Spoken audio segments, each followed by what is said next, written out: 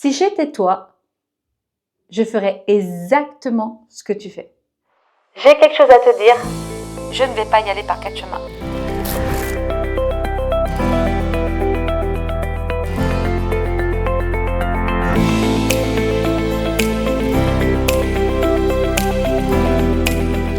Bonjour à toi et bienvenue dans l'épisode 2 de S'autoriser à exister.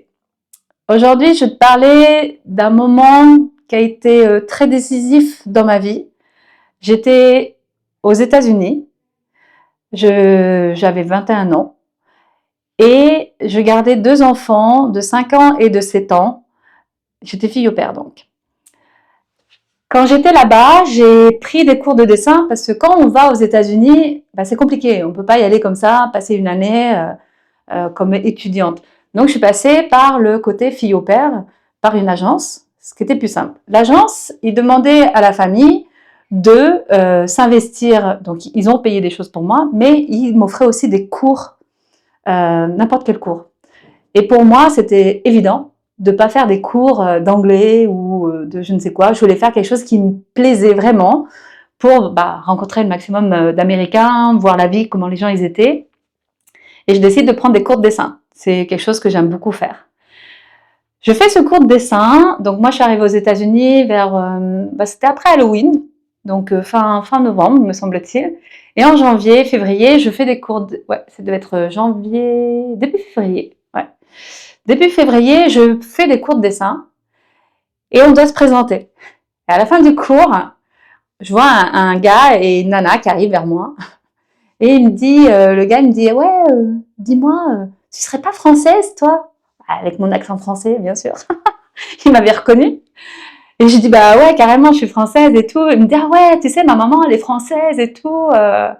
Waouh, ok. Et de fil en aiguille, ils me disent, écoute, c'est la Saint-Valentin dans peu de temps. On fait une soirée, parce qu'en Amérique, la Saint-Valentin, c'est pas que pour les couples, c'est aussi pour inviter les amis, pour fêter ça ensemble. C'est pas que la fête des amoureux. Donc on fait une soirée, est-ce que ça dit de venir? Et moi, tu te dis, ah ouais, trop contente, chouette, je vais être avec des Américains, voir le monde et tout. Donc j'ai dit oui tout de suite. Donc je fais cette soirée et donc le gars il s'appelle Chris et je rencontre son frère Greg. Bon, la petite histoire, je sors avec après. Bon, donc la Saint-Valentin ça a marché. Donc je commence à avoir cette relation donc avec Greg et de fil en aiguille, il me présente à sa maman et sa maman effectivement française, elle s'appelle Martine. Et tout de suite, on a eu un coup de cœur l'une et l'autre. Ça a été très très fort. D'ailleurs, c'est ma maman de cœur. C'était parce que malheureusement, elle n'est plus de ce monde. Mais il y a eu un éclair entre nous deux. Ça a été vraiment impressionnant. Et on s'appelle tous les jours. Mais tous les jours. Et à l'époque, donc j'avais 21 ans, il y a à peu près 30 ans en arrière, les téléphones en Amérique, c'était pas comme tout le monde paye en France, tout ça, ou en Suisse, on paye cher. Là-bas, non, quand on est dans le même état, c'est gratuit. Donc, tous les jours, on s'appelle et tout, peut-être 2 fois par jour. Enfin, voilà, c'était... j'avais même peut-être une plus forte connexion avec elle que son fils, en finalité. Et puis, où je veux en venir, c'est qu'un jour, donc en fait, son fils, Greg, habitait chez elle. Mais il faut savoir qu'en Amérique, en fait, il y a des maisons et puis ils ont des basements, ça s'appelle un peu comme des sous-sols, mais qui sont avec des fenêtres, tout ça. Donc lui, il habitait en dessous de la maison et les parents au-dessus. Donc il était indépendant, mais il habitait quand même chez les parents. Et puis je passais beaucoup de temps quand même avec elle, malgré que je venais le voir lui. Et un jour, je me souviens, je monte pour aller la voir, tout énervé, et puis je lui fais « Ouais, alors tu sais pas, ton fils, il a dit ça ou ça, je comprends pas, si j'étais lui, je ferais ça. » Et là, elle me regarde, elle me fait « Non. » Puis je la regarde bizarre, je dis « Comment ça, non ?» Et puis je recommence « Ouais, mais tu comprends pas, et tout. » Mais je fais il y avait quelque chose. Et puis là, elle me regarde, elle me fait « Non, Virginie. » Alors je m'arrête, j'ai commencé à « Non. » Et là, elle est toute calme. Elle me dit « Non, Virginie. Parce que si tu étais lui, tu ferais exactement ce qu'il fait. Ah, honnêtement, j'ai cru que le monde s'effondrait ou l'inverse. C'est comme si ce que j'avais, la vision de la vie, bah, tout a explosé et j'étais là. Ah, mais en fait, c'est ça la vie.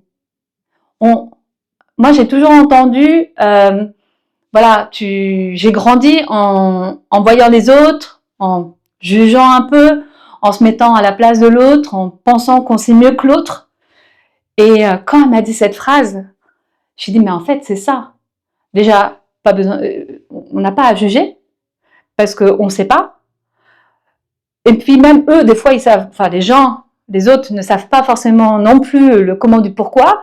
Donc comment tu peux dire si j'étais toi? En revanche, si moi j'étais Greg, bah, je serais Greg avec son vécu, avec ses religions, avec ses blessures, ses besoins, ses envies, tout ça. Bah oui, je ferais exactement comme lui parce que je serais lui. En revanche, si je peux pas dire si j'étais toi, mais moi, je dis toujours ça maintenant. Donc moi, Virginie Pachelet, dans la même situation que Greg, avec mon vécu, mes envies, mes besoins, ma religion et tout ça, je ferai autrement. Parce que je suis moi et je ne suis surtout pas toi. Et depuis ce jour-là, donc j'avais 21 ans et en fait, pour moi, la vie, elle a été beaucoup plus claire, plus facile à regarder et du coup, ça m'a appris au détachement, ce qui est assez important de faire et qui n'est pas évident de comprendre, mais peut-être que j'en parlerai un peu plus une autre fois. Le détachement est important, mais ça m'a permis de me détacher et d'arrêter de m'impliquer dans toute chose, surtout quand ça ne m'appartient pas. Donc maintenant, j'apprends vraiment à dissocier entre qu'est-ce qui m'appartient réellement et qu'est-ce qui appartient à l'autre, et tout ce qui est à l'autre, c'est à l'autre et surtout pas à moi.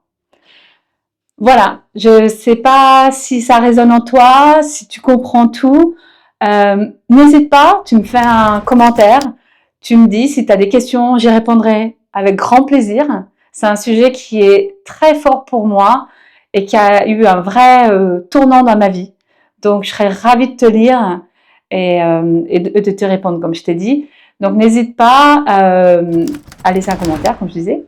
Et surtout, bah, si tu n'es pas abonné, abonne-toi et je te dis au prochain épisode. Au plaisir!